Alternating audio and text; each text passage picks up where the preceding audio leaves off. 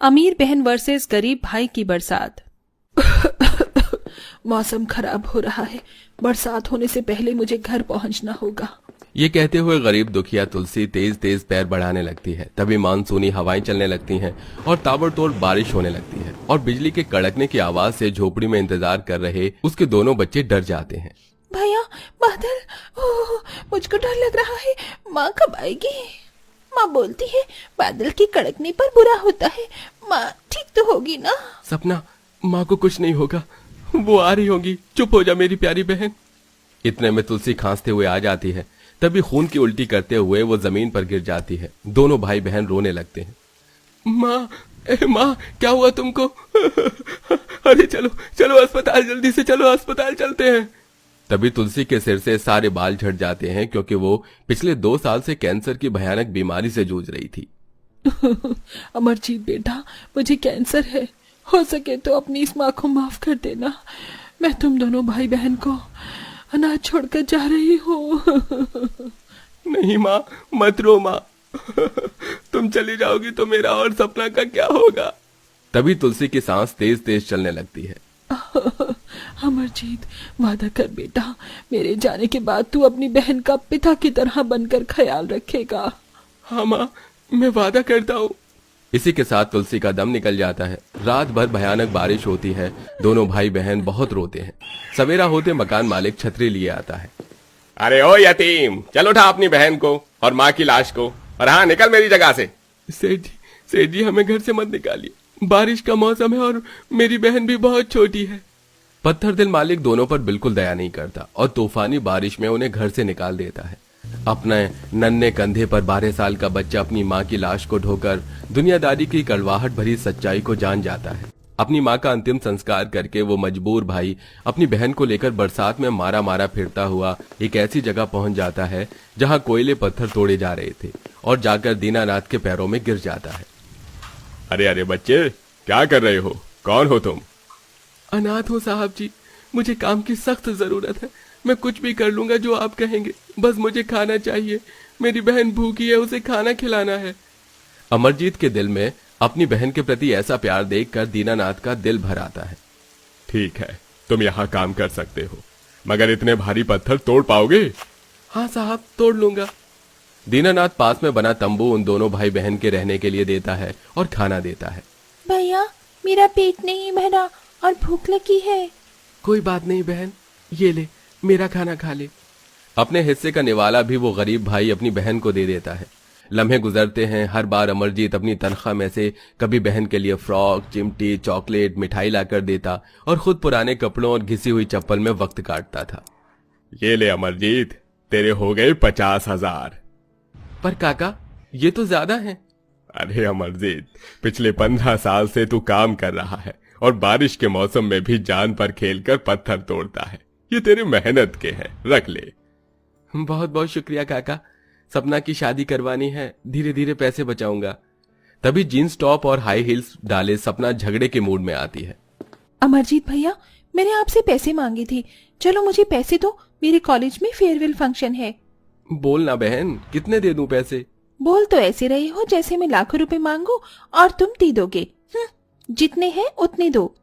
सपना घमंड में अपने गरीब भाई से भरे समाज में बेइज्जती के लहजे से बात करती है। अमरजीत अपनी मेहनत पसीने की कमाई उसके हाथ में रख देता है। उसके जाने के बाद दीनानाथ कहता है, बेटा अमरजीत, ये तेरी बहन कैसी होती जा रही है? बड़े भाई से बात करने का जरा भी ढंग नहीं है। तू इसकी हर एक ख्वाहिश हर पल पूरी कर देता है।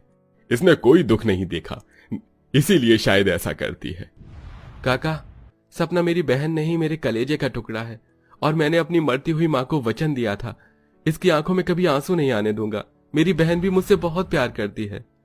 अमरजीत, तू बड़ा भोला है, मगर ये दुनिया तेरी तरह नहीं बल्कि टेढ़ी है। मैंने बहुत जिंदगी देखी है बेटा। अपने तजुर्बे से कहता हूं कि जिस दिन तेरी बहन की शादी अमीर घर में हो गई, वो तुझे मुड़कर भी नहीं देखेगी। तू किस हाल में जी रहा है या मर रहा है? दीनानाथ की बात इतनी कड़वी थी उतनी सच भी, क्योंकि सपना शेखर नाम के अमीर लड़के को डेट कर रही थी और एक दिन बहुत जोरदार की बारिश में सपना महंगा सा हैंड पर्स टांगे हुए झोपड़ी में आती है। सपना, मेरी बहन तू आ गई। ये देख, तेरे लिए मैंने रिश्ते देखे हैं। तस्वीर देखकर बता तुझे कौन सा पसंद है। तभी घमंड में सपना उल्टा जवाब देती है। भैया आप अपना ये मिडिल क्लास बजट का रिश्ता अपने पास रखिए, क्योंकि मैं जिंदगी भर गरीबी में नहीं गुजार सकती, और वैसे भी मैंने अपने लिए लड़का ढूंढ लिया है। सपना, क्या तुझे अपने भाई पर भरोसा नहीं था जो तूने खुद से लड़का चुन लिया? बुरा मत मानना भैया, मगर आप तो खुद ही इतने गरीब हो, कौन सा मुझे अमीर घर में ब्याह देते। सारी जिंदगी तो इस झोपड़ी में निकल गई, आपने आज तक किया क्या है? अपनी घमंडी बहन की तानेबाजी सुनकर उस गरीब भाई के दिल पर बहुत चोट लगती है। अमरजीत अपनी बहन की खुशी के लिए उसकी शादी शेखर धवन से कर देता है। अब दोनों भाई बहन की जिंदगी अमीरी गरीबी के तबके में बदल जाती है। सपना, मैं ऑफिस जा रहा हूँ। बिल्कुल नहीं, आज तुम कहीं नहीं जाओगे। देखो मौसम कितना रोमांटिक हो रहा है, मुझे बारिश में तुम्हारे साथ बाहर घूमने जाना है। उसके बाद तुम मुझे शॉपिंग कराओगे और फिर हम डिनर करेंगे। अच्छा ठीक है, चलो। दोनों सुहावने बारिश में घूमने निकल जाते हैं। जहां अमीरी और ठाट बाट में सपना की जिंदगानी अच्छी जा रही थी, तो वहीं गरीब भाई बारिश में दुखों में था। तभी पहाड़ की ऊंचाई से एक आदमी ऐलान जारी करता है, सभी मजदूर पत्थर की कटाई छोड़कर नीचे की तरफ उतर जाओ, बरसात के चलते पहाड़ खिसक गए हैं। सब काम छोड़कर भागने लगते हैं, लेकिन अभी वो गरीब भाई बारिश में जान पर खेलकर मेहनत करता है। तभी एक बड़ा सा नुकीला पत्थर टूटकर उसके हाथ पर चुभता है और जख्म बन जाता है। उसके बाद भी वो पत्थर तोड़ना नहीं छोड़ता।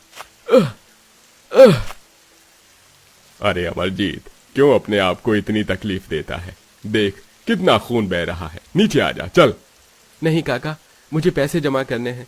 रक्षाबंधन आ रहा है, मेरी बहन मुझे राखी बांधने आएगी, उसके लिए तोहफे लेना है। अरे वो नहीं आएगी जिसने इतने महीनों में तेरा हाल चाल भी नहीं पूछा, देवता समान भाई का मान नहीं रखा। वो क्या राखी की लाज रखेगी? अब शहर वाली अमीर हो गई है तेरी बहन। अमीरों के सीने में दिल नहीं, पत्थर होता है, पत्थर। दीनानाथ की ऐसी बातें सुनकर उस गरीब भाई का कलेजा फटने को होता है, मगर वो उम्मीद लगाए एक एक दिन रक्षाबंधन के दिन का इंतजार करता है। उधर अमीरी के घमंड में सपना अपनी खुशी में बिजी थी। सपना, कल रक्षाबंधन है, तुमने भैया के लिए कुछ खरीदा नहीं? तुम अपने भैया को राखी बांधने तो जाओगी ना? नहीं शेखर, बिल्कुल नहीं। तुम्हें नहीं पता, वहाँ की सड़कें बहुत कच्ची हैं और बारिश के मौसम में तो कीचड़ मच जाती है। आई हेट कीचड़। हाँ, थोड़ी देर की तो बात है सपना, फिर तो आ ही जाएंगे। राखी के दिन अपने भाई की कलाई सोनी रहने दोगी क्या? ओके बाबा, ठीक है, चलूंगी। अपने पति के जिद करने पर सपना राखी वाले दिन अपने गरीब भाई के दरवाजे पर आती है। उस दिन बारिश की कोई हद नहीं थी। उस गरीब भाई की झोपड़ी में बरसात का पानी बहे जा रहा था और कठिनाई में धुआं सहकर वो पकवान बनाता है। तभी अपनी बहन बहनोई को दरवाजे पर देखकर उसकी आंखों में आंसू छलक जाते हैं। सपना, मेरी बहन तू आ गई। मैंने कहा था दीनानाथ काका को वो गलत है। वो पता नहीं कैसे कैसी बातें कर रहे थे कि तू मुझे अपने ससुराल जाकर भूल गई है, लेकिन मैं जानता था तू आएगी। कब से तेरा रास्ता देख रहा था। यहाँ बैठो आप दोनों। अपने गमछे से कुर्सी साफ करके वो दोनों को बिठाकर अपना बनाया हुआ व्यंजन परोसता है। ये लो, खाओ दोनों, आप खाओ। उसे खाते ही सपना को अपने गरीब भाई के संघर्ष भरे अपार गरीबी के दिनों की याद आ जाती है और उसकी आंखों से समंदर बहने लगता है। अरे अरे क्या हुआ, मिर्च लग गई क्या? माफ कर दे, पानी लाता हूं। जैसे ही अमरजीत जाने लगता है तो सपना उसका हाथ रोक लेती है। भैया मुझे माफ कर दो, तुमने मेरी खातिर क्या कुछ नहीं किया। अपना बचपन, पढ़ाई लिखाई, अपनी ख्वाहिशों को मेरी खुशियों पर वार दिया, और मैंने क्या किया? अपनी जिंदगी बसाकर चली गई, तुम्हें गरीब करके। इस बारिश के मौसम में तुम इतने दुख परेशानी में थे। रो मत सपना, तुझे पता है ना मैं तेरी आंखों में आंसू नहीं देख सकता। चलिए, आप दोनों भाई बहन का रिश्ता अच्छा हो गया। भैया एक विनती है, मेरे कपड़े के कारखाने हैं, मैं चाहता हूं आप उसे संभालें। बहुत कष्ट सह लिया आपने, अब बस कीजिए। हाँ कर दो ना भैया, प्लीज। बहन की आंखों में भरे आंसू देखकर अमरजीत हाँ कर देता है, जिसके बाद उसके गरीबी वाले हालात और दुख दोनों दूर हो जाते हैं और दोनों भाई बहन अपना नाता अच्छे से निभाते हैं।